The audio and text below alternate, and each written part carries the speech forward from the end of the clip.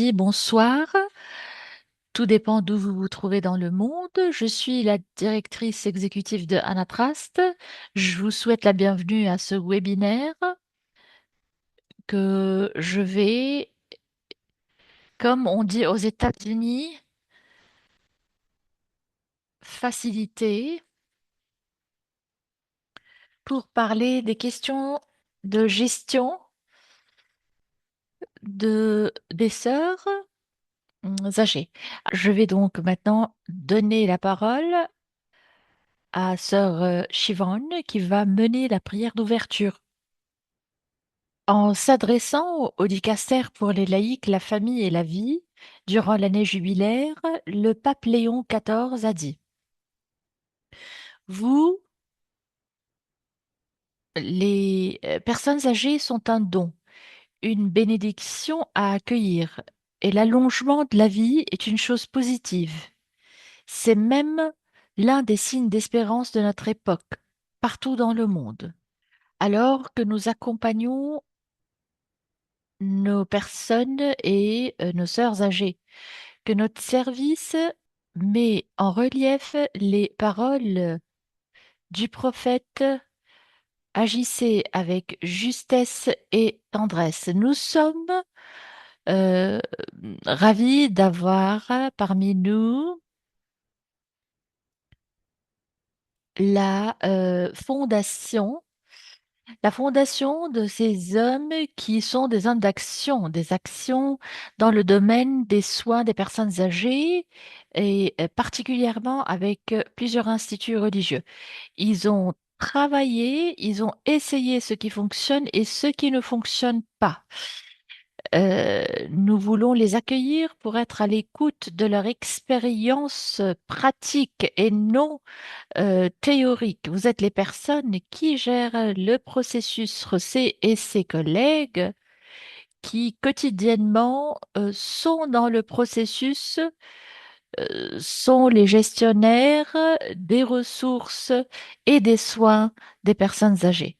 Comme j'avais dit, euh, ils ont l'expérience parce qu'ils ont appris à adopter ce qui fonctionne et lâcher prise de ce qui ne fonctionne pas. Nous allons avoir un temps pour les questions-réponses à la fin et nous voulons leur donner la parole pour que vous puissiez apprendre autant que possible. Je leur laisse la parole. À, à toi la parole. José, merci, c'est mon plaisir. J'ai le plaisir et le privilège d'être avec vous aujourd'hui. Merci de votre invitation. Ma participation, comme Sœur Suzanne l'avait dit, est d'ordre pratique. Je vais essayer de vous aider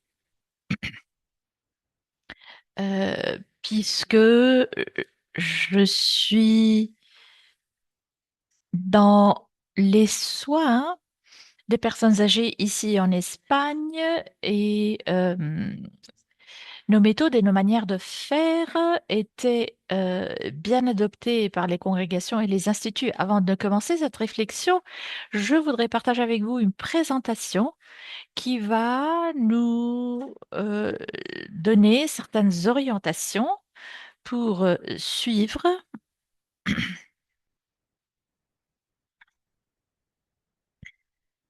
Je vous invite à réfléchir autour de ces points que je veux aborder, des aspects qui sont euh, soulevés dans la vie quotidienne. Donc, avant de ne commencer dans la réflexion, j'aimerais bien présenter la fondation Summa Humanitate que je représente comme directeur d'opération. De, de... Alors,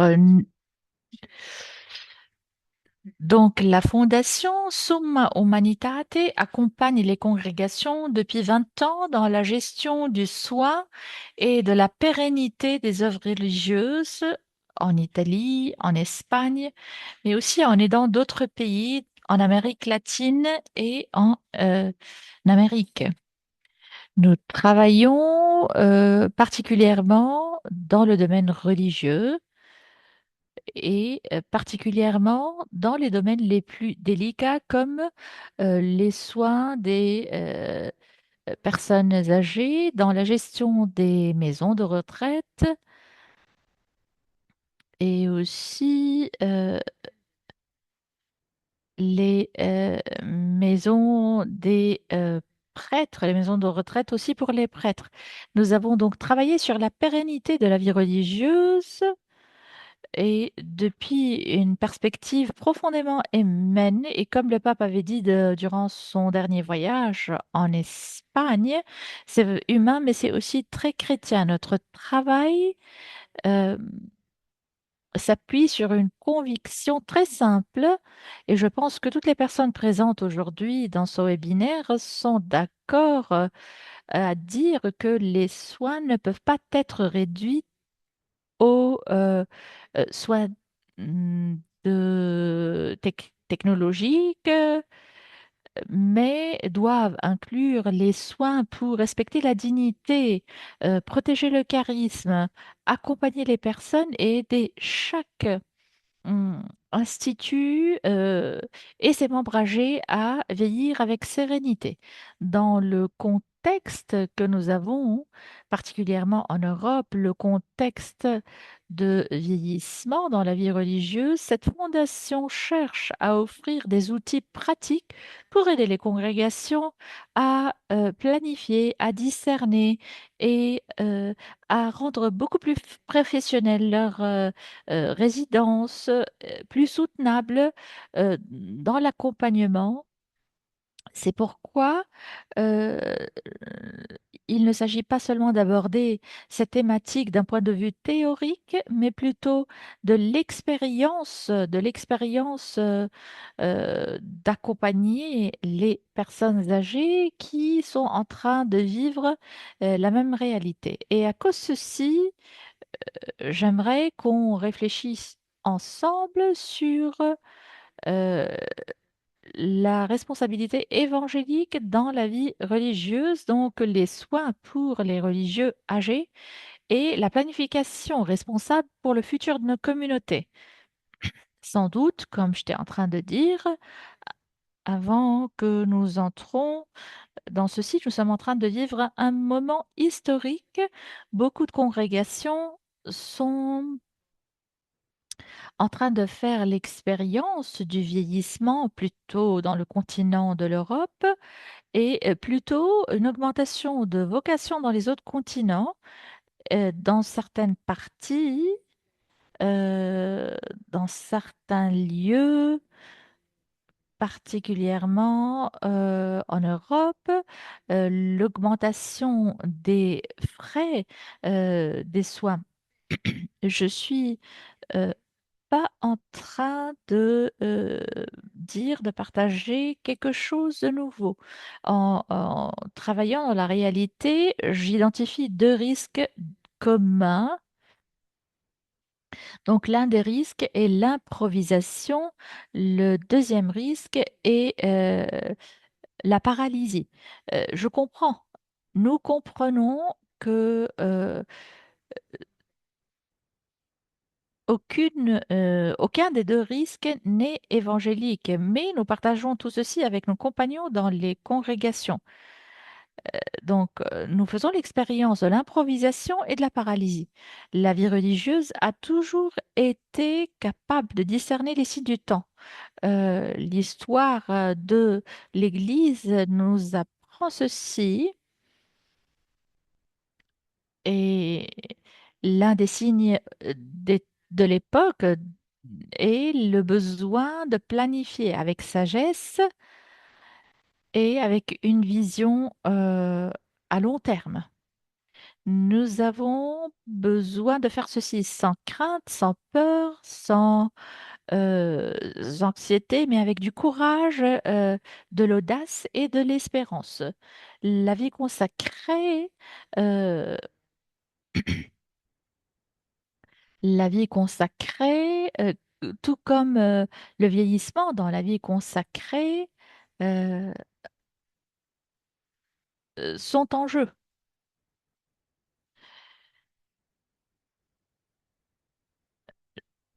Je suis désolée pour euh, la cruauté des paroles que je vais prononcer, mais le futur de la congrégation dans 5 10 ans euh, n'est pas le problème, c'est plutôt comment nous réagissons, comment nous affrontons, comment nous envisageons ce problème pour aller vers le futur. Qu'est-ce que nous faisons aujourd'hui? Qu'est-ce que nous faisons aujourd'hui? Est-ce que nous sommes courageux ou est-ce que nous avons peur? Est-ce que nous sommes en train de prendre des mesures aujourd'hui ou est-ce que nous allons attendre? euh,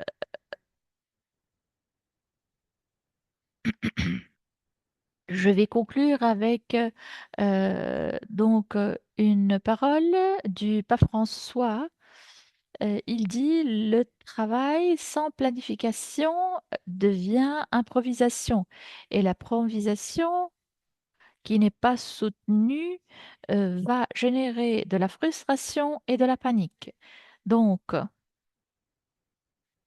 il y a plusieurs points que je vais partager avec vous pour la réflexion et que vous avez reçu dans l'invitation à cette conférence. La spiritualité, pardon, j'aimerais commencer en disant que la planification ne veut pas dire ne pas laisser de la place à la providence, mais la planification est plutôt collaborer de manière responsable avec la providence. Pour plusieurs années, dans le contexte religieux, la planification était envisagée comme le manque de foi. Combien de fois nous entendons des expressions comme Dieu trouvera les moyens, Dieu a la dernière parole. Oui, Dieu fera ceci, mais il le fait d'habitude à travers notre intelligence, à travers notre prudence et aussi à travers notre capacité de collaborer avec lui. Dans l'Évangile, nous trouvons constamment cette logique lorsque nous entendons les histoires de la multiplication, par exemple, des talents. Donc, les sœurs qui anticipent, comme je disais, les solutions pour le futur n'est pas un résultat de peur, mm, mais plutôt vraiment la gouvernance dans ce cas est euh, prêter soin. Une supérieure ou bien un conseil ne gère pas seulement les structures, mais euh,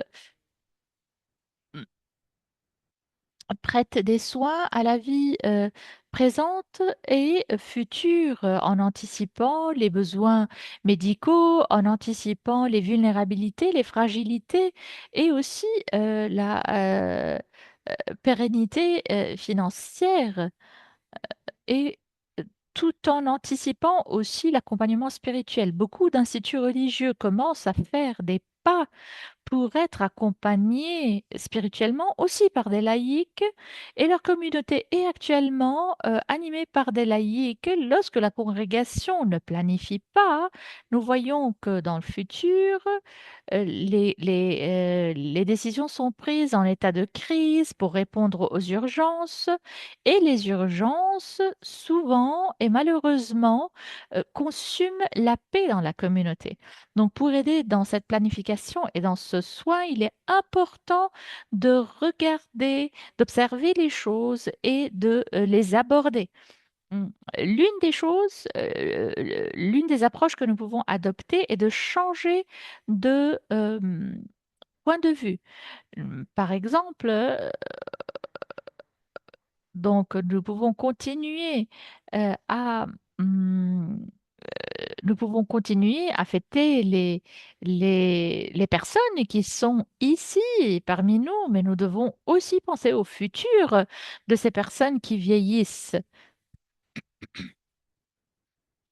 les sœurs les plus âgées, les frères les plus âgés, et je crois que ceci est important, ne sont pas ne constituent pas un problème administratif, ne sont pas un fardeau financier, ne sont pas inutiles dans une phase inutile.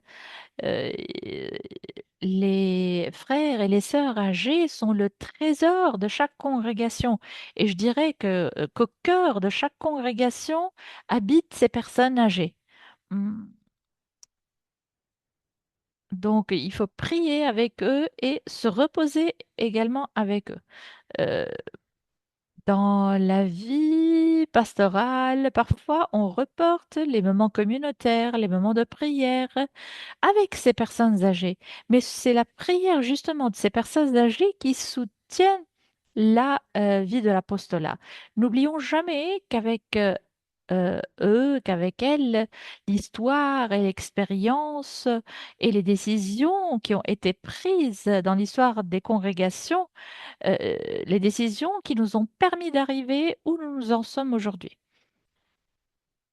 Donc, ils sont nos, les personnes qui ont préparé le chemin. Donc, parfois, euh, si nous réfléchissons combien de saints silencieux nous avions, combien de personnes sont saintes dans leur silence, combien de personnes sont invisibles derrière une euh, maladie problématique. Prêtons attention soit euh, au silence, à l'humilité et montrons aussi beaucoup d'affection et d'amour à l'Église et aux congrégations.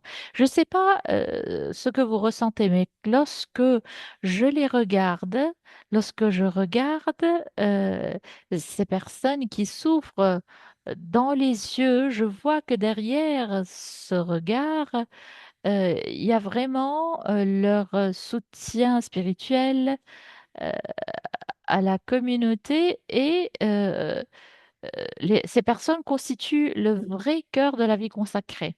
Permettez-moi de parler de 5 éléments clés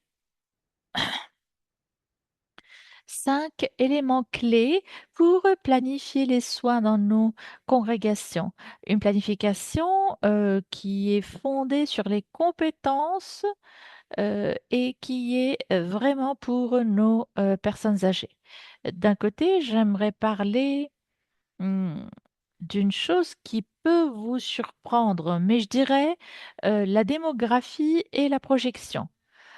Alors, nous ne pouvons pas commencer une planification si nous ne connaissons pas notre réalité démographique dans la congrégation. Vous connaissez certainement l'âge des sœurs que vous avez dans toutes les communautés, mais plusieurs congrégations prennent des décisions euh, sur les ressources, les investissements, les constructions, sans mener une correcte projection de la population religieuse de la communauté, en prenant en compte l'évolution du nombre des sœurs ou le déclin. Il est très important d'avoir vraiment une projection réaliste de la démographie de chaque congrégation et par la suite, nous allons voir comment nous allons voir ensemble un exemple.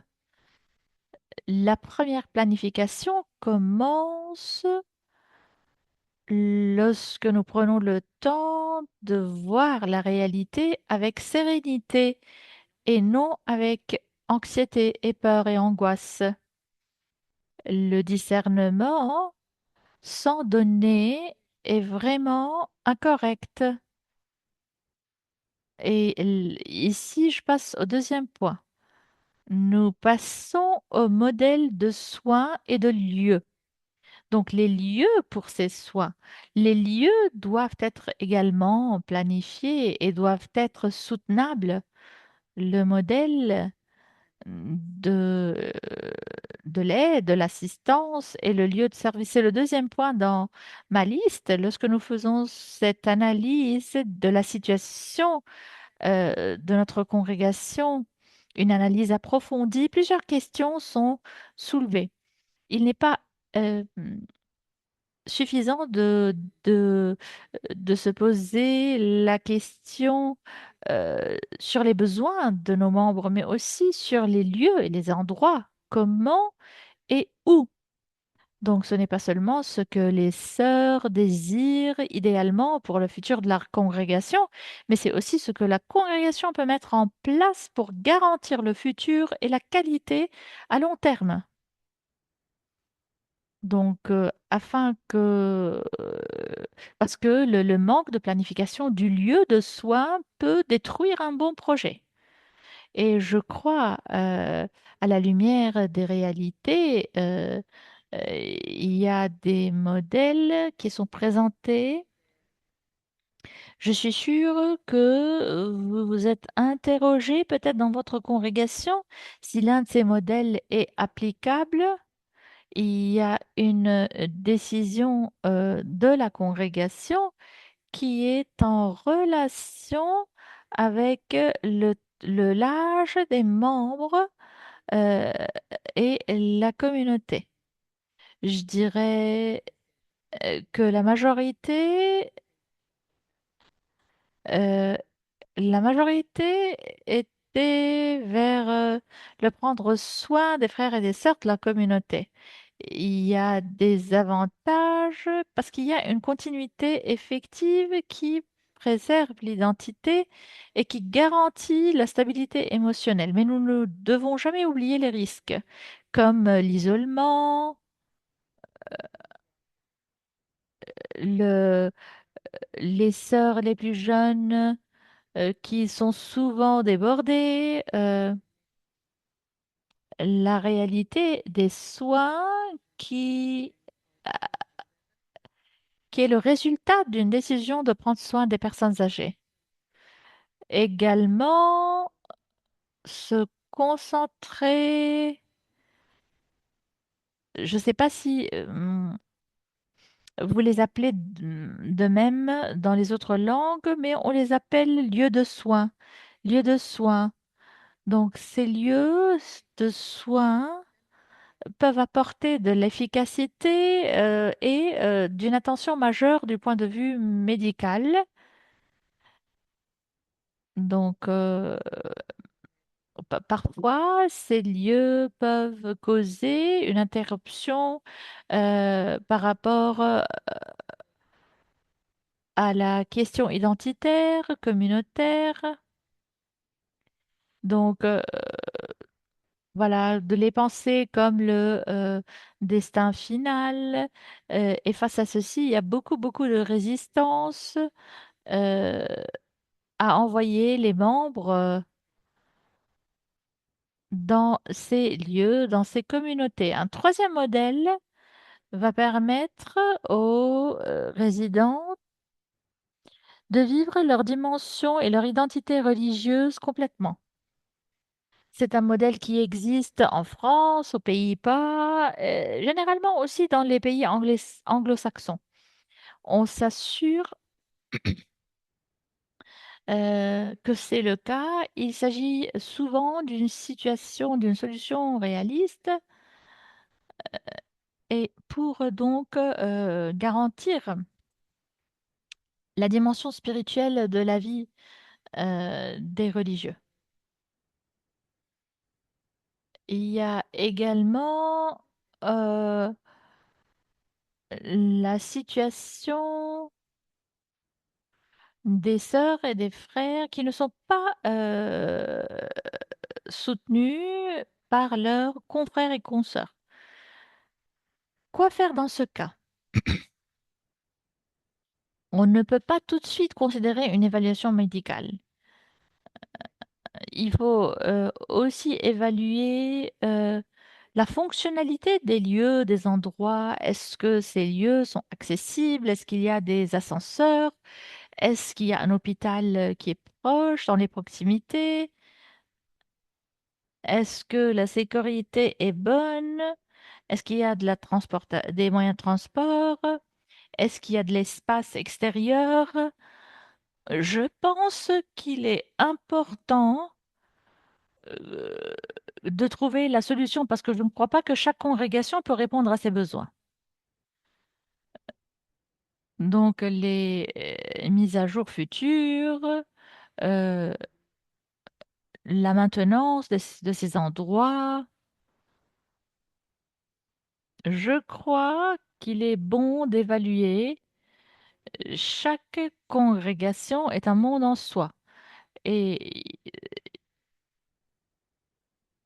ce n'est pas la même chose qu'avoir une grande congrégation comparée à une petite. Les solutions sont différentes.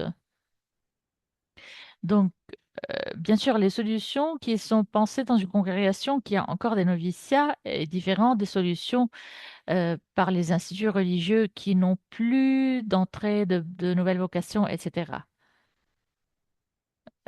Je dis toujours à mon équipe que nous,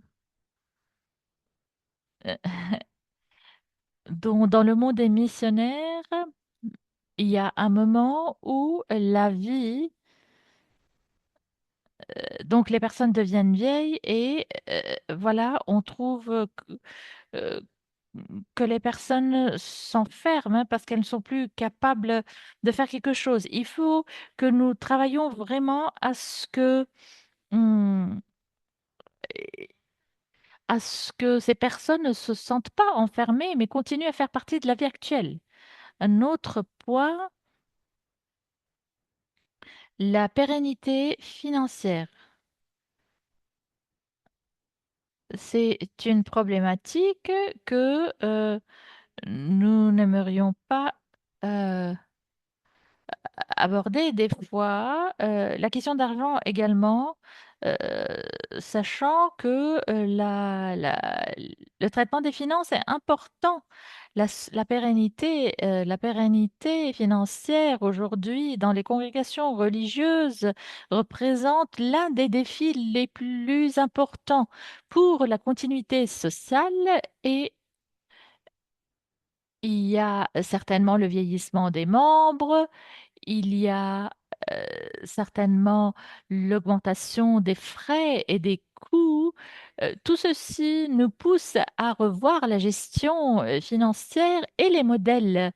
Euh, les congrégations sont passées de structures fondées sur l'autosuffisance et le travail communautaire à des modèles beaucoup plus complexes qui exigent des soins professionnels, une gestion professionnelle. Et dans ce contexte, la planification budgétaire, l'évaluation interne et tout ce- tous ces aspects deviennent des éléments pour garantir la continuité dans le futur.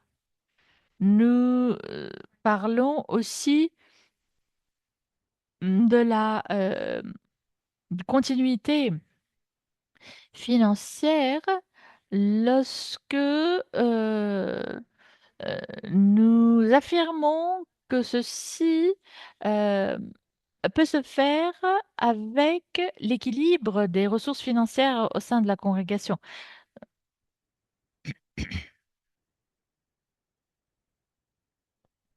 Donc, dans un livre, euh, on décrit l'économie soutenable et la gestion des finances dans les instituts. La congrégation qui dépasse les crises ou bien les congrégations qui sont capables de s'adapter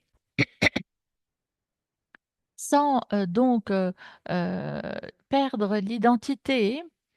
C'est pourquoi la pérennité des congrégations n'est pas d'ordre financier. La continuité de la congrégation est une question aussi stratégique pour la permanence institutionnelle et pour les, Responsabilité en vue du changement démographique. Vous pouvez vous demander pourquoi ceci. À la base de l'expérience en Espagne, je dirais que la soutenabilité financière exige l'adoption de mesures et de moyens par les organisations pour garantir son identité et son travail. Il est vraiment important de travailler les finances de manière professionnelle. Et ceci a lieu par la planification, par la planification financière, la budgétisation.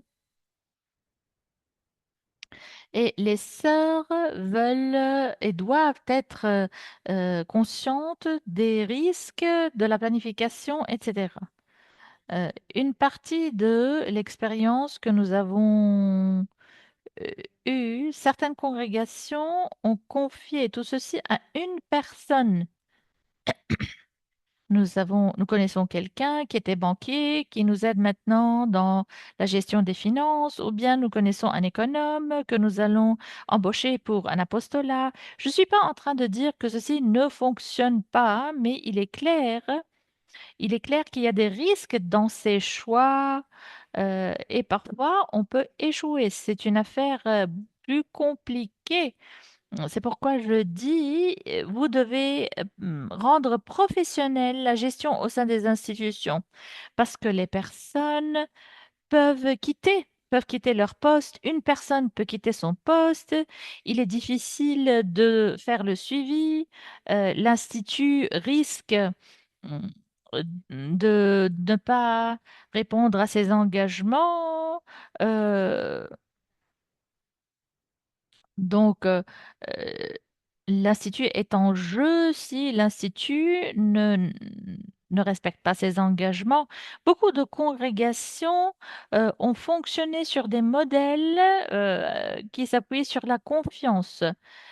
Mais pour la transparence et pour la structure professionnelle, il faut vraiment s'avérer de professionnels. Les congrégations doivent diversifier leurs ressources, leur budget, leurs ressources. La diversification des ressources,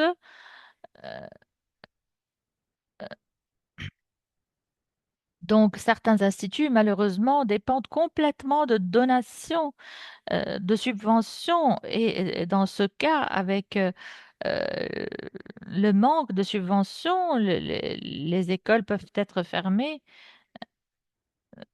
Donc, nous voyons aussi là où nous n'avons plus de religieux ou religieuses, ils sont remplacés par les laïcs. Nous devons diversifier pour avoir une diversification de fonds, particulièrement, particulièrement dans le domaine des soins des personnes âgées.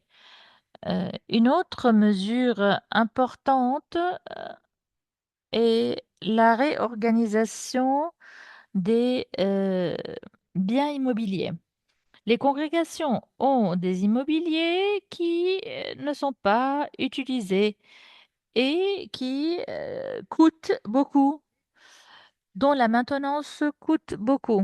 Donc, il faut vraiment considérer les processus de vente de biens, de changement de gestion des biens pour éviter des situations pareilles. J'ai vu des situations où plus que 100 personnes, ou bien des réalités de moins que 50 personnes, continuent à posséder beaucoup de choses et sans considérer les mesures.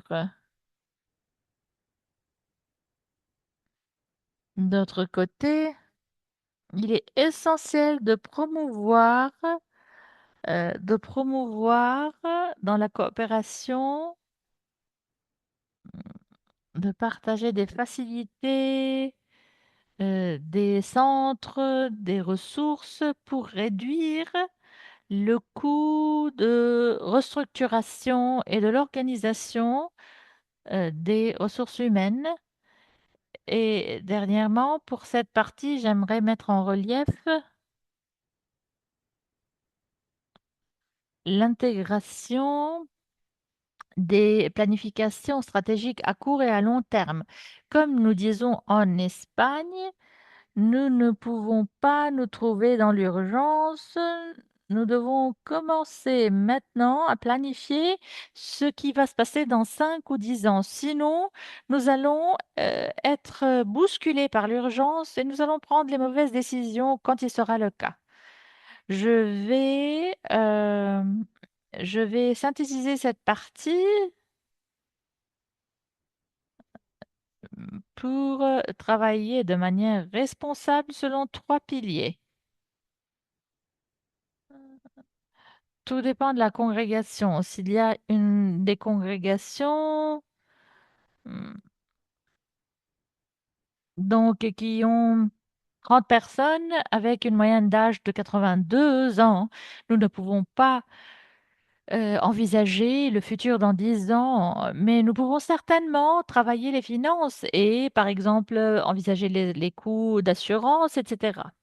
Il est important d'avoir aussi un fonds de réserve de dépendance. Je pense que plusieurs congrégations avaient commencé à faire ceci il y a quelques années, de générer des fonds d'indépendance, parce que la dépendance euh, vraiment est risquée, peut coûter beaucoup à la congrégation.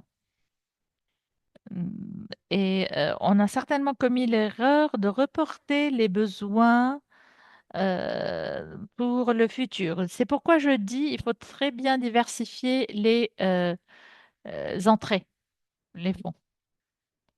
Permettez-moi de passer à un autre point.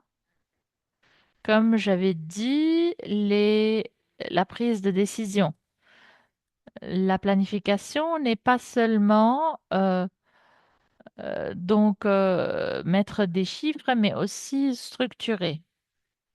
Beaucoup de crises n'arrivent pas à cause du manque d'argent, mais à cause du manque de planification de restructuration. Je pense que nous devons nous poser une série de questions qui sont essentielles. Qui prend les décisions stratégiques? Qui surveille les fonds? Combien nous revoyons nos plans?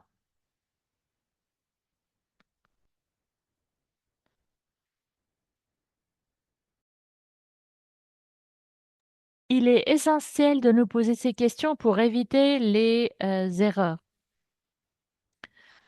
Donc, l'expression «on a toujours fait de la sorte» est légendaire et est toujours courante.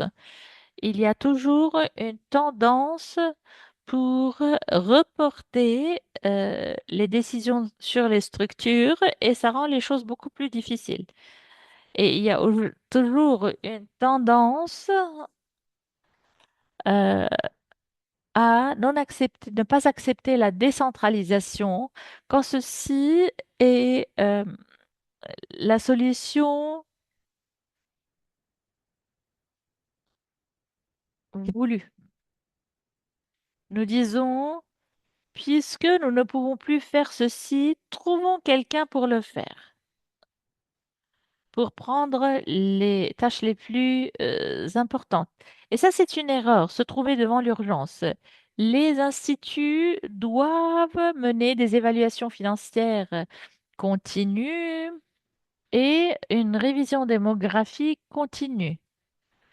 N'oublions pas que bien gouverner ne veut pas dire bien contrôler. Il faut décider à l'avance pour ne pas devoir prendre des décisions dans les urgences. Il y a aussi un autre point avant de ne passer au cas pratique. J'aimerais euh, mettre en relief ce qu'est la communauté. Il y a plusieurs jeunes dans ces congrégations qui sont devenus des porteurs de soins permanent. Même si, par décision ou à cause des moyens, ces jeunes religieux trouvent qu'une partie de leur mission est de prendre soin des personnes les plus âgées. Il est aussi clair que peut-être euh, il s'agit d'une responsabilité temporaire qui ne reste pas jusqu'à jamais. Donc, le développement du charisme, lorsque les jeunes religieux, religieuses passent un temps, et vous le savez mieux que moi, nous trouvons donc des exemples de crise, de frustration, de fatigue, et tout ceci émerge calmement, silencieusement. Et tout ceci peut porter les jeunes à des dépressions ou à des situations d'anxiété. Ce que nous faisons, nous disons, il ne faut pas abandonner ce soin. Vous devez faire confiance aux laïcs. Excusez-moi la cruauté dans mes mots, mais les laïcs ne sont pas des esclaves qui viennent juste pour remplir les besoins ou les positions. Ils sont là pour prendre soin des personnes les plus âgées. De vraiment, il est vrai que plusieurs congrégations ont exprimé des soucis, souvent mm, parce que personne ne leur a expliqué comment est la structure du travail. Euh, et parce qu'on ne leur a pas accordé assez de temps. Donc, est-ce que nous prenons assez de temps pour parler aux laïcs? La communauté, le langage, la confidentialité, quelles sont les valeurs essentielles pour vous, non négociables? Vous ne pouvez pas prêter des soins à quelque chose que vous ignorez. Vous devez établir les mécanismes pour prendre soin de manière intègre des sœurs, non seulement physiques, mais psychologiques, psychiques. Nous ne pouvons pas répondre à ces besoins si nous ne le savons pas. Souvent, le personnel est mis dans une communauté où la situation de dépendance, sans aller à l'au-delà, à réfléchir davantage. Comme j'étais en train de dire, pour conclure, je vais présenter un cas pratique qui peut vous aider ou aider quelques-unes à illuminer un peu le chemin que vous avez entrepris. Et si vous vous rappelez, au début, je vous ai dit que euh, le diagnostic est très important. La, euh, voir la réalité démographique et la projection. Nous devons nous demander euh, l- comment est la réalité de notre congrégation, quelle est la moyenne d'âge, qui est au-delà de 75 ans, qui a besoin d'assurance, combien de personnes auront besoin de soins dans les années futures, quelles sont les attentes dans notre pays, combien de deuils nous avons eu, combien de décès nous avons eu, et donc avoir cette projection d'âge 5, 10, 15 ans, tout dépend du nombre de personnes dans la congrégation.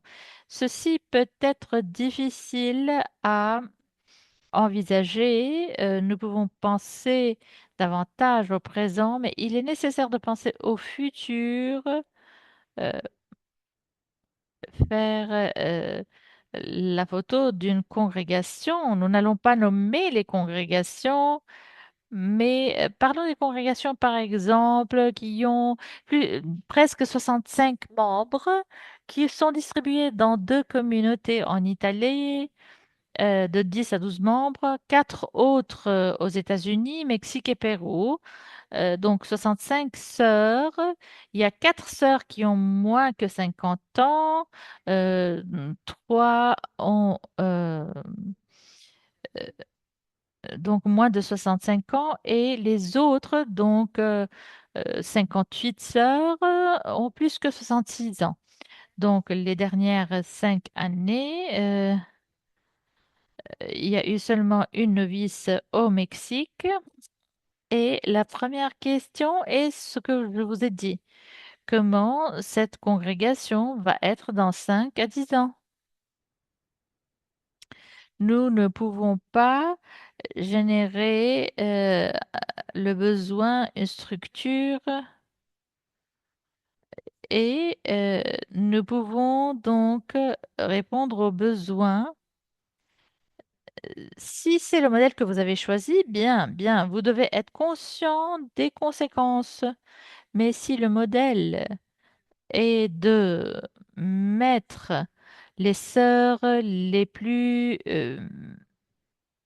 nécessiteuses de soins dans un lieu euh, unique, cette analyse est encore plus fondamentale, plus nécessaire. Donc la question du point de vue de la congrégation, comment ma congrégation va être influencée? Faisons un simple calcul. Si nous avons aujourd'hui un total de 65 sœurs, si plusieurs sœurs meurent avant la fin de l'année, nous allons être 30 sœurs de moins dans 10 ans. Et si nous avons quelques novices, si on continue, nous arrivons au résultat de 25 sœurs peut-être dans 10 ans. Voilà, le chiffre total n'est pas décisif, c'est plutôt la structure. Aujourd'hui, il y a 58 sœurs qui ont plus que 66 ans et dans 10 ans, les sœurs qui ont plus que 80 ans vont certainement mourir. Donc, les sœurs qui ont entre 60 et 80 ans aujourd'hui. Donc, ça va être entre 76 et les personnes qui ont moins que 65 ans vont être seulement 7 personnes.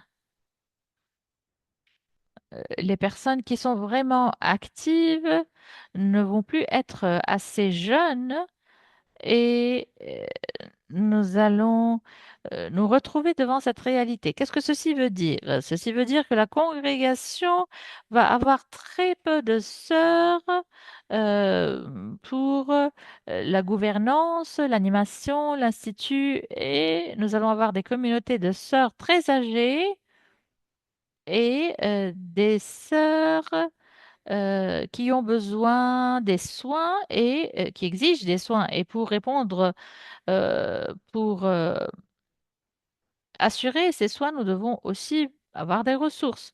Cette analyse est faite avant de ne se retrouver devant cette réalité. Donc, planifier pour pouvoir soutenir ces structures dans le futur. Donc, offrir le soutien à 6 communautés internationales, comme j'avais dit au début, est vraiment impossible. Nous arrivons à la conclusion. Vous savez que qu'il ne s'agit pas de points qui sont faciles, mais qui peuvent nous aider à planifier le futur et pour permettre aux congrégations de rester indépendantes. Je pense que durant une autre réunion avec Susan, mon collègue et moi-même lui avons parlé d'une réalité que nous avons accompagnée, deux instituts de femmes consacrées qui ont fini par disparaître. Nous devons essayer de prendre des mesures avant de n'arriver à la fin de la vie de l'institut. Lorsque nous arrivons à un effectif qui est moins de 100 ans, moins de 100 personnes, donc il s'agit vraiment de faire des pas sur le chemin. Donc, il faut commencer par l'observation démographique, un travail d'équipe qui doit être mis en place, définition du modèle de soins à adopter, une étude analyse des ressources et aussi s'appuyer sur l'expertise des professionnels laïcs. Nous ne sommes pas appelés à contrôler le futur ne nous appartient pas, mais nous devons préparer de manière responsable. Merci José, merci José. Avant de nous conclure, je voudrais dire que notre webinaire sera 7 juillet avec Sœur Chivonne, une réflexion. Je suis venue pour que vous ayez la vie et la vie en abondance. Donc, si vous êtes intéressé à réfléchir avec Sœur Chivonne, donc je pense que Myriam a partagé déjà le lien d'inscription. Vous pouvez retrouver également le lien sur le site web. Merci d'être avec nous. Merci d'avoir pris part. Merci. Merci donc d'avoir traité toutes les questions. Nous allons essayer vraiment de faire de notre mieux pour ne pas être mis au point. Et j'espère de vous voir à la prochaine. Au revoir.